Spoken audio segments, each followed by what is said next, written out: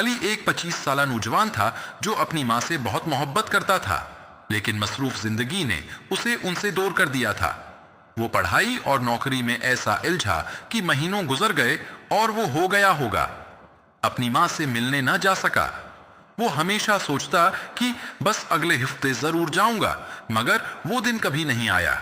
ایک دن علی کو ایک کال آئی، اس کی ماں بیمار تھی، حالت نازک تھی۔ وہ سب ہیں کچھ چھوڑ کر اسپتال بھاگا، لیکن دیر ہو چکی تھی۔ نرس نے بتایا کہ اس کی ماں آخری سانسوں میں بار بار اس کا نام لے رہی تھی، مگر وہ نہیں آ سکا۔ علی ٹوٹ کر رہ گیا۔ اس نے اپنی ماں کے فون میں آخری میسج دیکھا، بیٹا تم سے ملنے کا بہت دل کر رہا ہے، اگر وقت ملے تو آ جانا۔ مگر اب وقت گزر چکا تھا۔ یہ کہانی ان تمام لوگوں کے لیے ایک سبق ہے جو اپنے والدین کی محبت کو وقت پر نہیں پہچانتے۔